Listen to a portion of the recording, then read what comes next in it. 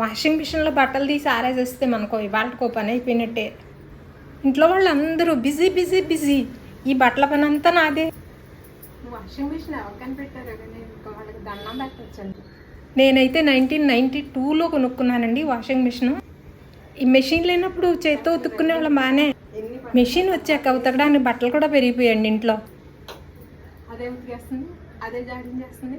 ఇంకా ఆరేసుకోవడం ఇక మీకు అంటారు మగాళ్ళు. ఆరేసుకోవడం మాత్రం తక్కువ పనా చెప్పండి. ఈ వాషింగ్ మిషన్ లేకపోతే ఏంటప్పా పరిస్థితి. దీనివల్ల ఎంతమందికి ఉపయోగం అండి. హౌస్ వైఫ్స్కి, వర్కింగ్ ఉమెన్కి, పిల్లలకి, ఒక్కొక్కసారి మగవాళ్ళకి. ఆరేసుకునే మెషిన్ కూడా వస్తే ఇంకెంత బాగుండో.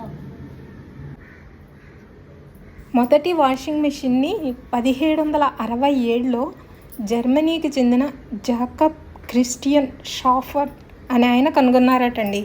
1988లో వీడియోకాన్ అనే కంపెనీ వాషింగ్ మెషిన్ని మన ఇండియాలో మార్కెట్లోకి తెచ్చిందిట.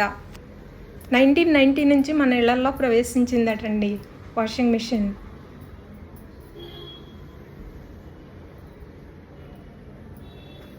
ఎన్నయ్యాయి చూడండి, ఇంకా అమ్మాయి.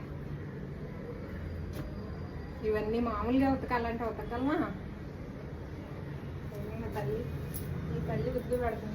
తక్కువకి దండాలు. ఆరేసి వస్తాను.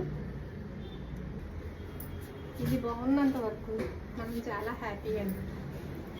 మనకైనా రెస్ట్ ఉంటుంది కానీ ఈ వాషింగ్ మిషన్ తెలిసి ఈ తల్లికి అసలు రెస్ట్ ఉండదండి. ఇప్పుడైనా తీసాను బట్టలు, మళ్ళీ రెడీ అయిపోయినాయి. ఒకప్పుడు దుప్పట్లు ఉతుకోవాలంటే చాలా కష్టపడాల్సి వచ్చేది. ఇప్పుడేముంది, మిషన్లో వేస్తే అన్నీ అప్పుడు మనకి రెడీ పెట్టేస్తుంది.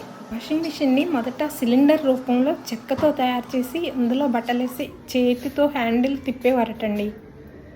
వస్తూనే ఉంటాయి బట్టలు, వేస్తూనే ఉంటాం, ఆవిడ ఉతుకుతూనే ఉంటాయి.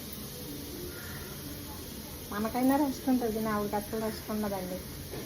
మీరేమంటారు కమెంట్ చేయండి. టెక్నాలజీ డెవలప్ అయిన కొద్దీ సైంటిస్టులు డెవలప్ చేసి ఈ రూపంలో మనకు అందించారండి. Thank you for watching.